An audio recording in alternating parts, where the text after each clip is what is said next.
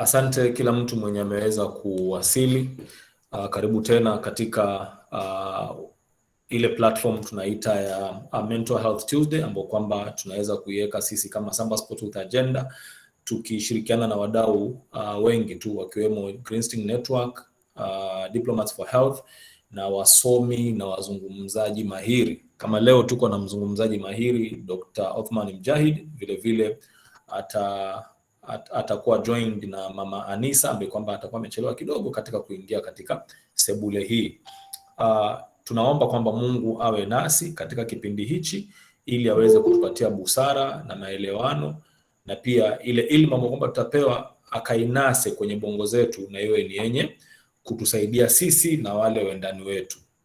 Jina langu naitwa Mohamed Mwachausa na nitakuwa moderator wako nikisaidiwa na ndugu Amani Nuri ambaye atakuwa akinisaidia katika kuchachadua yale maswala na changizo ambazo kwa zimewekwa katika mjadala huu. Kwa hivyo karibuni sana. Lengo la kuweka mazungumzo haya ni ili kwamba tuweze kufahamu na tuweze kutambua changamoto zilizopo katika afya ya akili na moyo ambao kwamba inazuzua wengi, na tumeona kwamba hivi karibuni wengi wetu wamepata hasara, wamepata maafa kwa kujitoa uhai ama kwa kutolewa uhai wa karibu wetu, ama vile vile kuingia katika jinamizi zima la depression.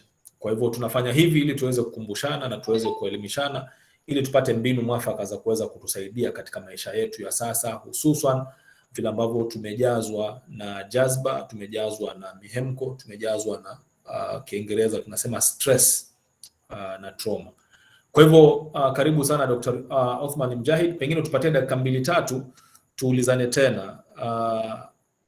Watu wamesema kwamba dialogue ni mazungumzo ya ana kwa ana ambapo kwamba yanalenga kuelimisha ama kujuzana, na mmoja akasema ni constructive dialogue, na mwingine akasema kwamba yanafaa yawe na turn taking. Maybe tuseme what is not dialogue katika yale ambapo kama tunasema kwamba ni dialogue lakini sio, pengine sifa zipi ambazo zinafanya dialogue isiyo ni dialogue, kabla tumpishe mwalimu wetu. What makes a dialogue not a dialogue?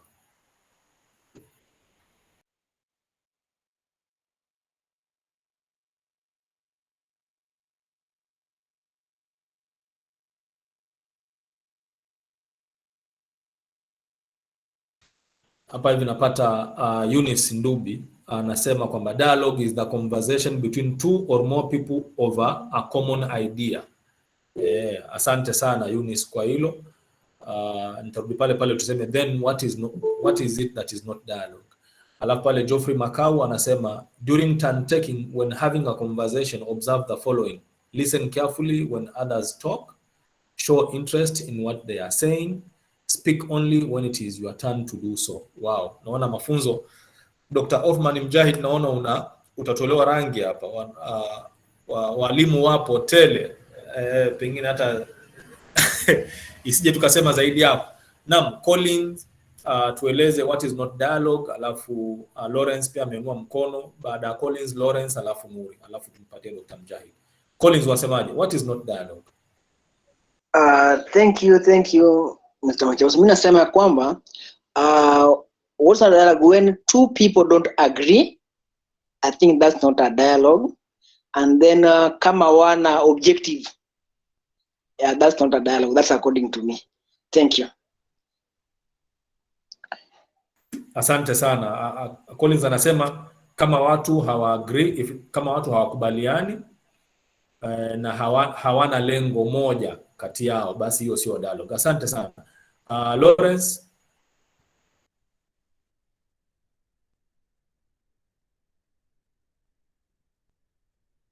Lawrence, your hand is up. Yes, my hand is up, Mwachausa. So I was saying, just from the definition that you just given, that what dialogue is, that a conversation between one or more or two parties. So what's not a dialogue here, I may suggest, or I think, is that when one party starts a conversation, then the other party does not give any feedback or response, then you don't have a dialogue there. Thank you. Asante. Anasema kama mmoja anazungumza na mwingine hajibu, kwa hivyo hakuna dialogue hapo. Asante sana. Twende kwa Nuri alafu Ben. Nuri, unasemaje kauli yako? Kile ambacho nitasema sio dialogue, kwanza kabisa ni pale ambapo hisia zinahusishwa, na hisia tofauti, lakini ni zile hisia kali. Kwa mtu anakuwa pengine sauti yake ipo juu, kwa hiyo mazungumzo yakifikia hapo, basi sio mazungumzo tena, yanakuwa ni malumbano. Kwa hiyo nitakomea hapo, ndio wengine wapate nafasi ya kuzungumza. Asante. Nuri anasema endapo hisia, tutaongeza hisia katika mazungumzo haya, kwa hivyo itakuwa si dialogue tena bali ni malumbano. Anasema hisia kali, labda anasema mihemko, ama Kiingereza tuseme emotions. Kama kumeanza kuwa na emotions pale juu, inamaanisha hiyo sio dialogue tena.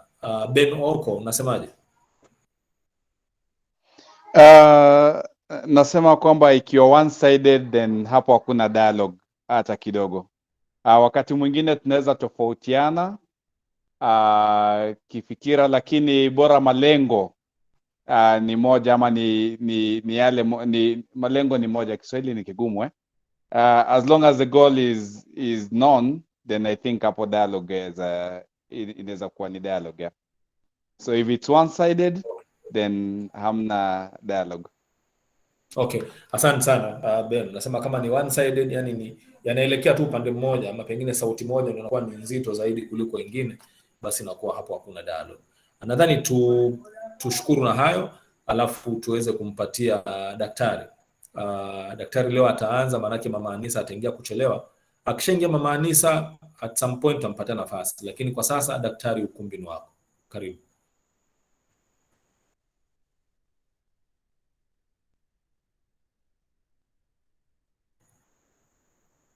Dr. Mujahid, the floor is yours now. And you are on mute. Naomba unmute yourself.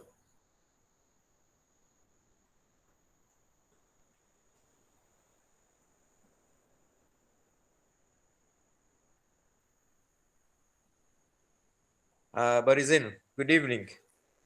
Good evening, sir. Thank you very much.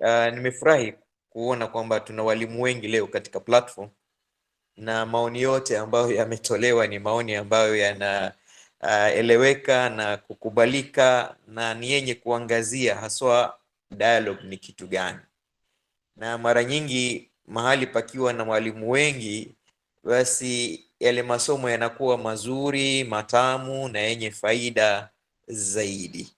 Mwalimu akiwa ni mmoja, basi mara nyingine anajihisi yeye ndiye mtaalam pekee, na mara nyingi anakuwa hawi na ile challenge ya kuweza kufikiria zaidi na kutoa fikra ambazo ni bunifu zaidi na zenye kuelimisha zaidi. Mimi nataka tufanye kazi yetu rahisi sana, na kufanya kazi yetu rahisi ni lile neno dialogue tulifanye in cube, yani kila herufi inayoandika neno dialogue make it cube, kusema kwamba DD3, II3, AA3, LL3, OO3, GG3, UU3 na E ziwe E3. Sijui kama nitakuwa nimesema Kiingereza kinachofaa nikisema word dialogue cube. Ndio utapata ule msingi wa dialogue ni kitu gani, kabla hatujaingia kuangalia effective dialogue ni inafanywa vipi. Dialogue becomes a dialogue, D number 1, when it is well decided. Kwamba there has to be a decision that should be made kwamba we need to have the dialogue. Dialogue is never incidental. Dialogue has to be decided prior the process of dialogue. yani watu wawili ama zaidi ya wawili wakubaliane kwamba kuna makusudio ya kuwa na dialogue, there is a need for a dialogue. Things have reached the dead end, and the only way we can resolve this problem is to have a dialogue. Kwa sababu ukimshika mtu bila ya kumtayarisha alafu mwambie sasa tukae chini tuzungumze, basi unampata akiwa bado hajajitayarisha, na yale mazungumzo yatakuwa ni mazungumzo ya upande mmoja, as one of us mentioned, when it is one-sided it is not a dialogue. So kupata ile balance ni lazima we make a prior arrangement, kumekuwa decided kwamba sasa ni lazima tukae chini tufanye mazungumzo ya ana kwa ana. Ya pili ni lazima yawe yatachukua direction inayokusudiwa, isiwe yatakuwa ni mazungumzo ya jungle, isiwe ni mazungumzo ambayo hayana mwelekeo. Ni lazima kuwe a well defined direction. Sisi haya mazungumzo yetu yanatupeleka wapi? Matarajio yetu ni yapi? Lengo letu ni lipi? Kwa hivyo D ya kwanza, you must decide if you want to have a dialogue. D ya pili, you must design, that means you have to have a direction. And then D ya tatu, you must clearly establish your destination, kwamba haya mazungumzo yetu yakifikia mahali fulani, basi aidha tutayasimamisha ama tutaendelea. Kwa hivyo ni lazima kuwe na destination. And remember, what is important in any discussion is not the destination, it is the direction that will give you the destination. Ni lazima dialogue iwe watu wote watakaoshirikishwa, they are interested in that dialogue. For interest, lazima wawe interested in that dialogue, because when you do what you love and you love what you do, doing it becomes easy. But when you do something you have no interest in, ni mtu tu amekuvuruta, amekulazimisha, amekuingiza, basi hata yale mazungumzo yako yatakuwa ni mazungumzo yasiyokuwa na mwelekeo, na ni mazungumzo ambayo yatakuwa na attitude ya kutojali. Lakini ikiwa kuna interest ya kutafuta suluhisho, kuna interest ya kupatikana maelewano, kuna interest ya kuleta harmony, basi that interest will guide every player in that dialogue to be very attentive. And then in a dialogue also, there has to be the use of insight more than the eyesight, kwamba watu wanapozungumza kuna yale maneno ambayo hayatoki katika vinywa vyao, kuna yale maneno ambayo hawataki kuyasema directly, and therefore everybody must be able to read between the lines to get the real message that the other person is trying to pass across. At the same time, the third eye, the persons that are involved in the dialogue must try to inspire each other to continue engaging, to continue talking, without creating boredom, without making the other person get tired of that conversation. I've said the 3 Ds and I've said the 3 Is. A dialogue is only a dialogue if you will be willing to pay attention kwa kila anaye contribute katika ile dialogue. Sio wakati wewe unazungumza wataka watu wa pay attention, alafu watu wakizungumza wewe you don't give the ear required. So there has to be 100% attention from every participant in that dialogue process. Again, the second A, you have also to make sure in that dialogue people who are in are well associated with each other. They are all having a stake in that discussion. That means, therefore, the people who will surround the discussion must be people who are very much keen in the results of that particular dialogue. And then that dialogue also must be aspiring to resolve the conflict. I've said the 3 A's now.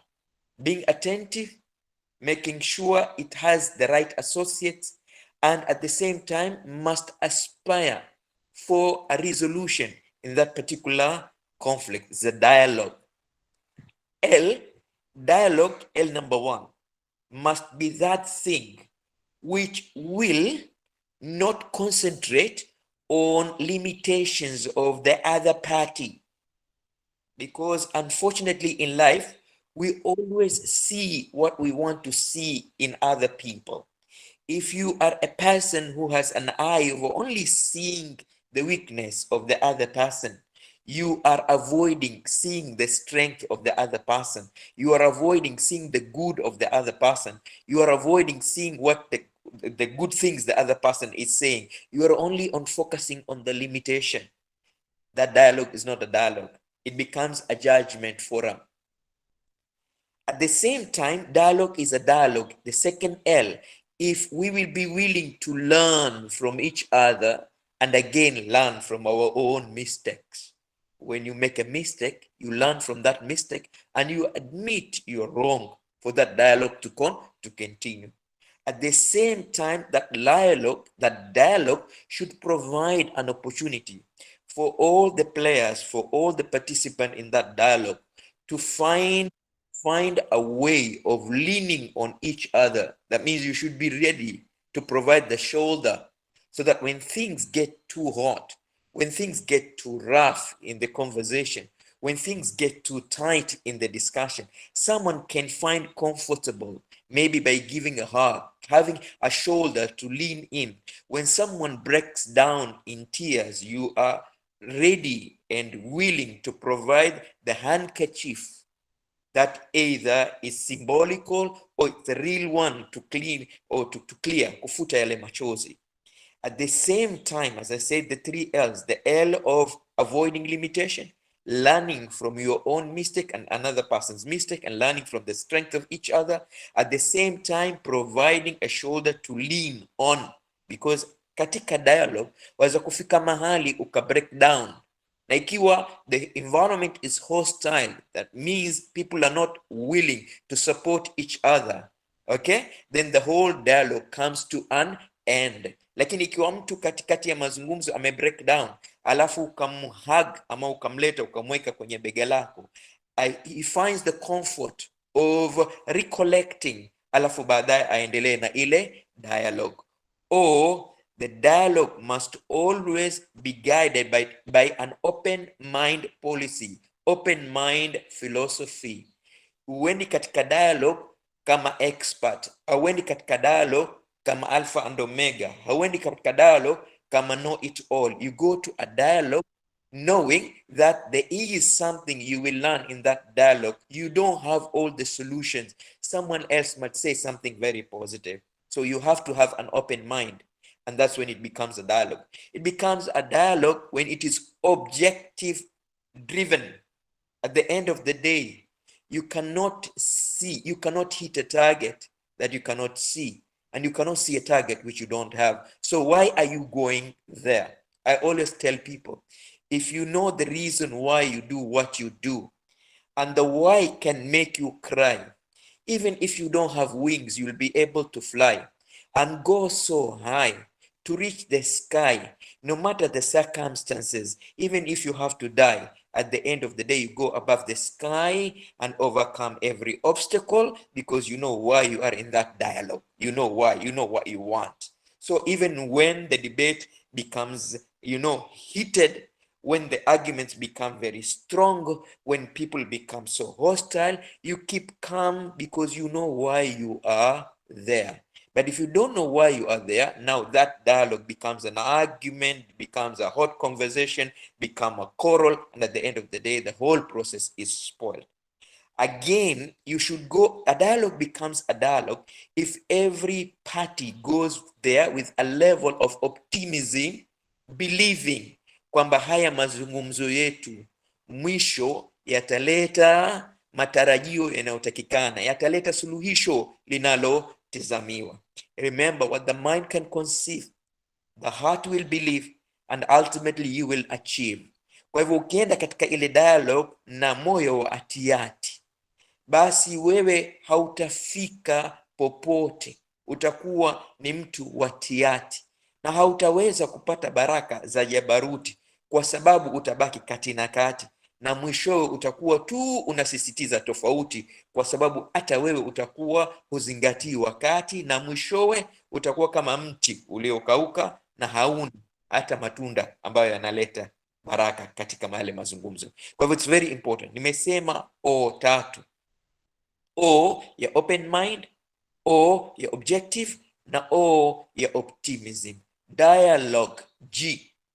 You must always remember, I'm going to this dialogue, but there is no gain without pain.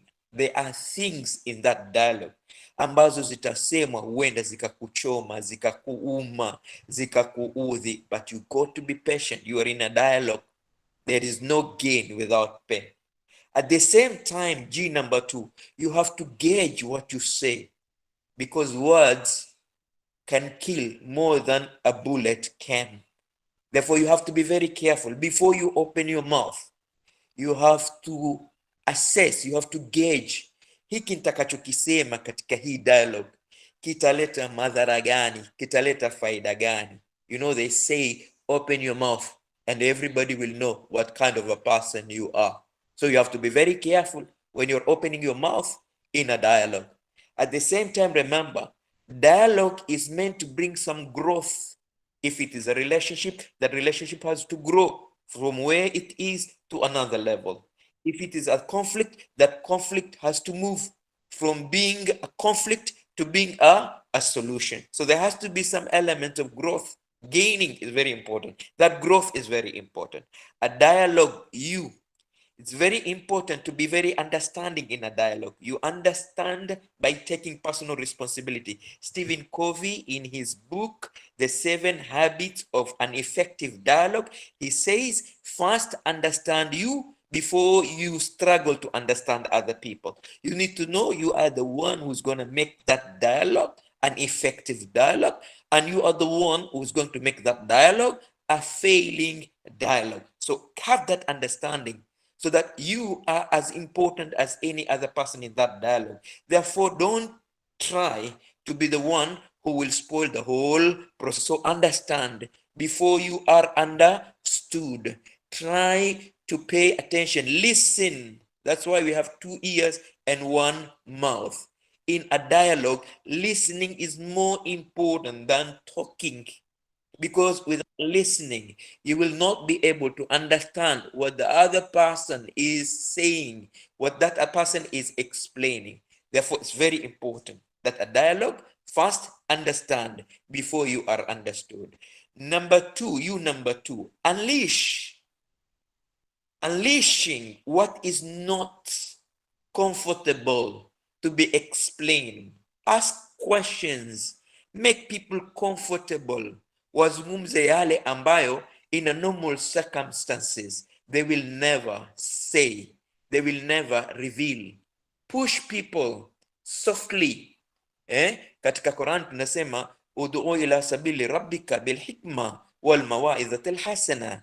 Zungumza na watu, jadiliana na watu kwa sauti ya kupendeza na mazungumzo ya hekima na maneno yenye kuridhisha. That's dialogue. So that, wanasema Waswahili, maneno matamu yanatoa nyoka pangoni. Mazungumzo mazuri yanalainisha nyoyo za watu, na watu wanafungua nyoyo zao na kusema yale ambayo kwa njia ya kawaida hawangeyasema. So it's very important to unleash the hidden feelings, the hidden agendas, the hidden words, the hidden expression, ili yale mazungumzo yawe ni chanzo, ndio mwanzo wa watu kutamka yale ambayo hawangeweza kuyatamka katika hali ya kawaida. Dialogue should be based on unity of purpose. The last the unity. At the end of the day, why are we in this dialogue? We want to come in a common understanding. Nitarudi tena katika Qur'an, wanasema ya ahlul kitab ta'alu min kalimati sawa. Let us forget our differences first. Let's begin where there is commonality amongst us or between the two of you. If it is a husband and wife, our common interest is our children. Let's first think about these children. If it is a husband and wife, our common interest is our relationship. How do we protect this relationship? You must find an area of commonality at the end of the day. Very, very important. Very, very important. Dialogue. Nimesema, you understand, unleash, and then establish unity of purpose. Watu waelewe kwamba yale mazungumzo, ule mdahalo kama Waswahili wanavyosema, unadhamiriwa watu baadaye wajenge umoja ambao utakuwa na manufaa kwa kila yule aliyeshiriki katika ile dialogue, kwa sababu mwanadamu hafanyi lolote mpaka ajue lile analolifanya litamletea faida katika maisha yako. We human beings, we are purposeful organisms. We are always driven by purpose. Ikiwa tunajua kwa nini tunafanya tunalolifanya, kufanya inakuwa rahisi. The last letter in the word dialogue. E, a dialogue is never a dialogue if there is no engagement but only arguments. There has to be an engagement. Engagement means everybody is involved in the talking, in the discussion. Everybody is given an opportunity to say what they want to say. There has to be 100% engagement. No one should be allowed to be a spectator. Everybody in a dialogue is a player. Everybody has to say something. Otherwise, it is not a dialogue. Again, it must be something that creates enthusiasm. Enthusiasm. Kalima ya kwanza iwe inampa mtu moyo kusema kalma ya pili. Kalma ya pili impe mtu moyo kusema kalma ya tatu. That excitement must be cultivated in a dialogue.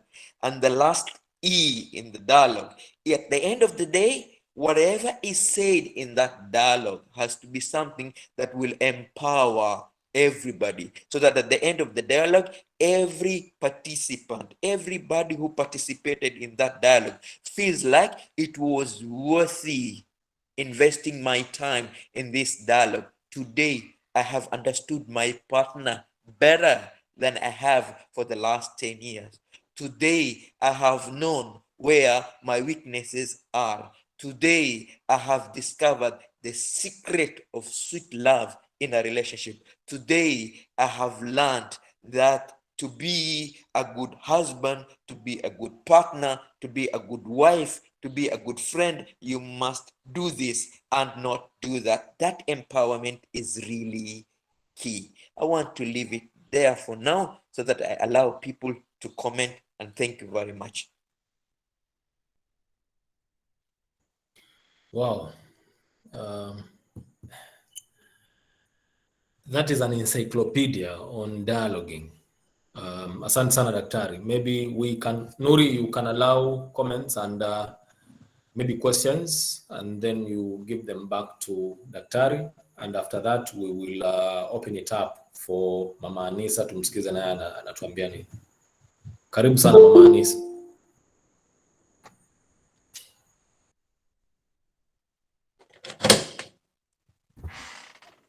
Asante Mohamed. I think nikija kwa chat box kuna comment from Mahmoud Ali. Anasema dialogue is a combination of two terms. Dia, which means to, log, talk or to converse. So there must be two parties. If it's one-sided, we refer it as a monologue. At point, we can't refer it as a dialogue when one-sided is given instruction, command, plan, conclude ideas. It works to be a dialogue when discussion is a key point and end result is seen by reaching a goal. And I think this has been well elaborated in Dr. Mujahid's presentation. Thank you. Guys, let's keep our comments on, and also opinions and thoughts about the dialogue, and probably referencing what Dr. Mujahid has brought to us. Thank you. I think we could welcome Mama Anisa as well, Mohammed. Maybe before Madam Anisa. Hello? Yes, Dr. Mujahid. I admire the way the word dialogue has been broken. But there is another angle that we can break the dialogue and create that common understanding, as my brother Mahmoud has mentioned. Dia is two. And log sometimes is defined to be logic, has to be something that is logical, that is built in the thinking of more than one person. A process that is logical, that is built on participation of more than one mind.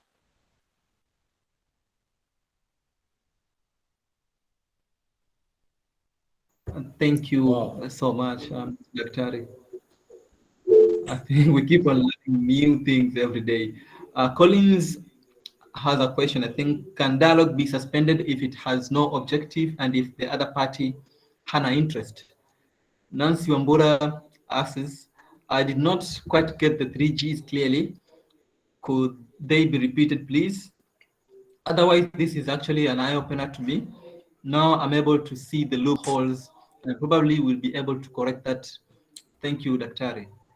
Amani Kibera says powerful. Thank you. So going Thank back to the you. two questions, Daktari, I think you captured them Thank you well. very much. Oh yes, yes. When the process of dialogue comes to a standstill, where people are not able to understand each other and to reach a conclusion, is normally suspended, and people are given time to go and reflect on what they have said, and another sitting is organized for people to start afresh. It is better that way than pushing people beyond their limits, so that at the end of the day it stops being a dialogue, becoming an argument, and finally results into a fight. Wow, Number that is two, powerful. I said, Okay.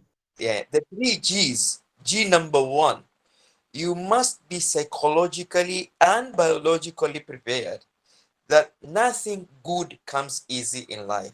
And therefore, as you go in participating in the dialogue, remember the gain, the first G, the gain will not come easily. Don't go there thinking you will say one or two words and the person says, I'm sorry, okay, let's start afresh, let's begin a new chapter, I really love you, sorry for... No, it doesn't happen that way. You must be prepared that this might be a process. It might not be just an event. So the gain should never be over expected, should never be taken for granted.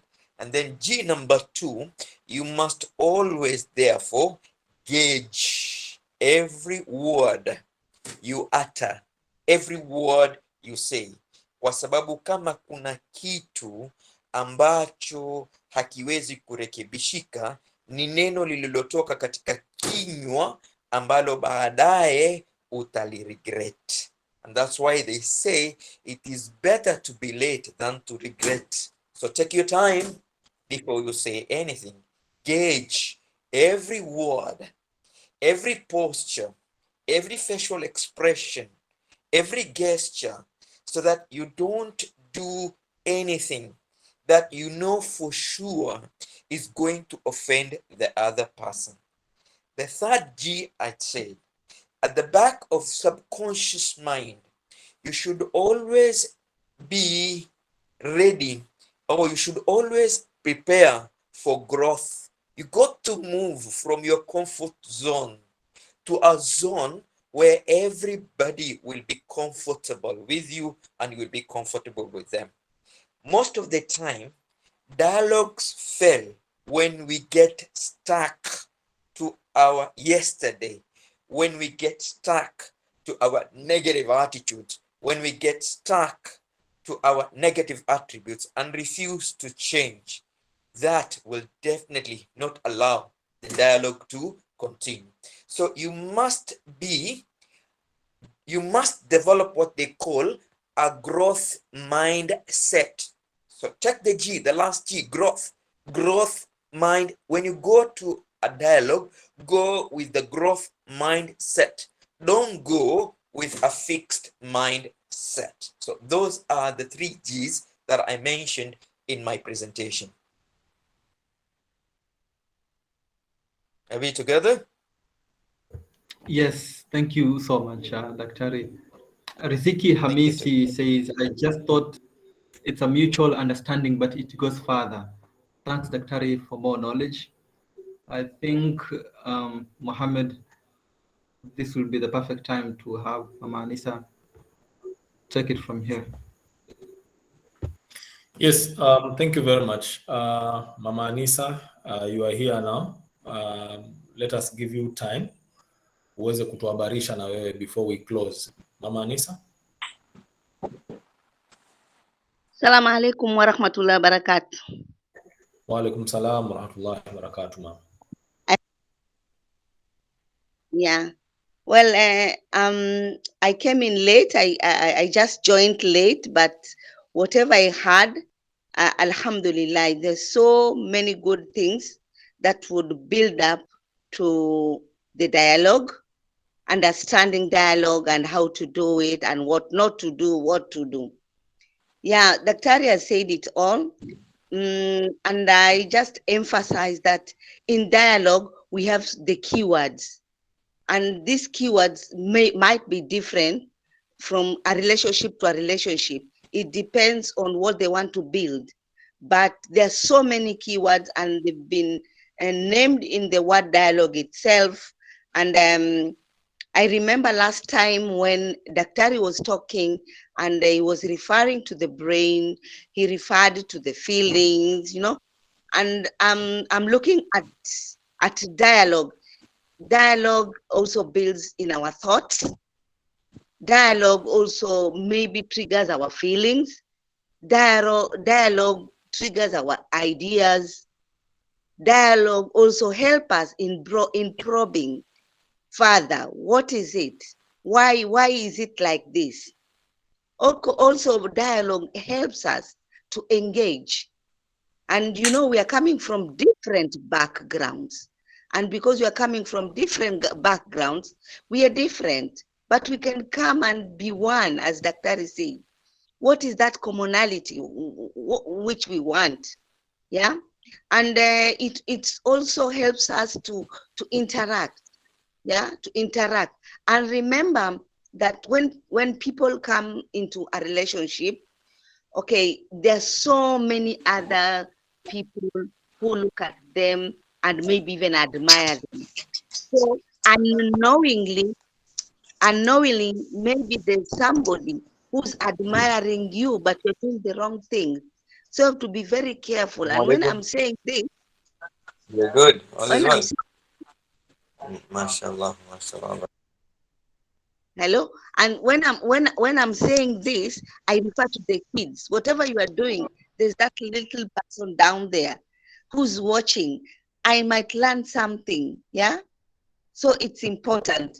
Another thing, another emphasis I want to put is when you come out of this world, you're not alone. And I just heard Daktari say that you cannot do dialogue alone. So it's about people, because you cannot do it alone. It's either you with that person you want to dialogue with, or you bring in other people to dialogue. So it's never something alone. You have to bring in some people. Maybe dialogue also should be timely, as he said, but you also have to look for the awkward timings. Maybe this is a very awkward time. Why should you do that dialogue? So you have to do preparation, as Daktari said. You have to prepare for the dialogue. Also, dialogue should be flexible. Sio wewe tu ndio right all the time. Flexibility will help you understand the other person more. Yeah? And you'll be able also to have time to get the insights, which he said, not the eyesight. Dialogue also should help you to be patient.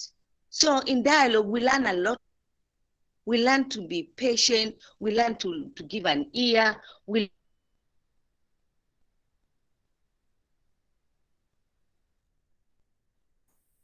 Mama, tumekupoteza kiasi.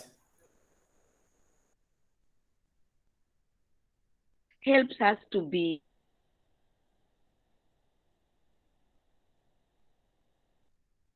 Pole mama, tumekupoteza kiasi.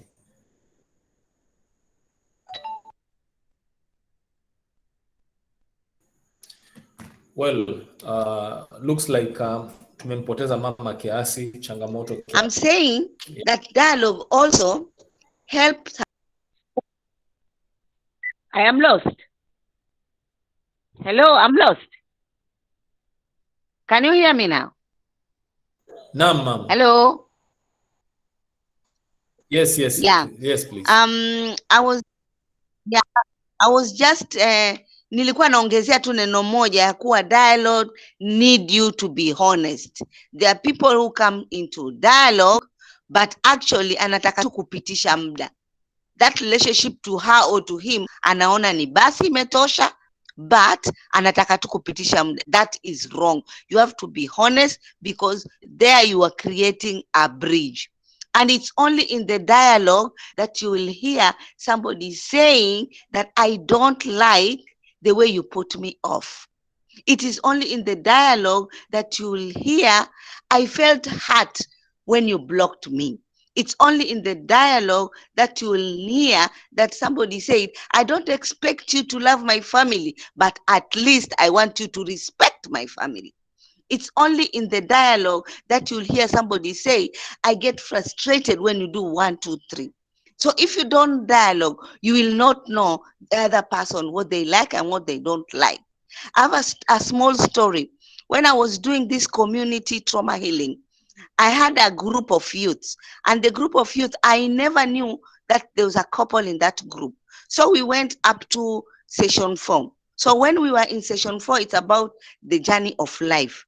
And this, and the male now decided, I'm going to do my journey of life. So when he started doing his journey of life, and it was very emotional journey. Then from nowhere, at the back, I had somebody crying. Then I brought that girl in front, but that girl, instead of coming in front, she just went up to the guy who was sharing, akamkumbatia, akaanza kulia, akasema, babe, I never knew that you passed through all this. I am sorry for what I've been doing. In fact, I had decided that I want to go, but because I didn't know that you are passing through all this. But if this couple were actually having some talks, they're talking, they're dialoguing, nothing like this could have happened. They had already stayed for 6 years. They had a son who was 5 years. And the lady didn't know what the husband has passed through, So it's actually very tricky. A relationship can be cut off while it was supposed maybe to be amended. Daktari last time told us that even hata kama the storms are that bad, but at the end of the day, if you decide, you come together, you can make something work. It is very, very important to make it work. I just want to stop there, and what is important as for now is let us go back to our sisters, wale wahenga. Wahenga walikuwa na so many hizo proverb, hizo misemo mingi sana. When you use those misemo, sometimes they really help. Even sometimes unatoa msomo tu kwa ajili ya jokes, but you will be amazed how you amend something in a very, very little way. Thank you so much. Thank you very much, Mama. I think we'll leave it to you now. Okay, asante sana Nuri. Naona muda tumefika saa 3 sasa. Nimeona mkono kwa mabavu. Do you want to say something? Alafu tumpatie Dr. Mujahid maybe atufungie.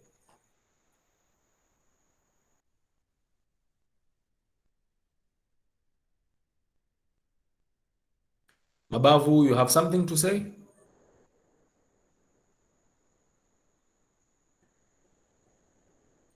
Okay, labda itakuwa umenuka kwa bahati mbaya. Okay, hapa naona Mama Riziki anasema, I just thought it's a mutual understanding but it goes further. Thanks Daktari for more knowledge. Nancy Wambura anasema, clearly captured, thank you. knowledge shared, knowledge retained. We'll make sure I share this with those who might not have had the chance to gain this. I also encourage all who are here to do so. Don't grow alone, grow together with others, and you grow even better than when alone. Amani Kibera says, asante sana Mama Anisa. Nancy Wambora again says, Mama Anisa, you have said a point, but these men, most of them don't like dialogues and they really hide what they feel. I don't know why. Okay, tumeshtakiwa tena hapa. Sawa. Dr. Mujahid, is there any pudding you want to put on the meal and then we close?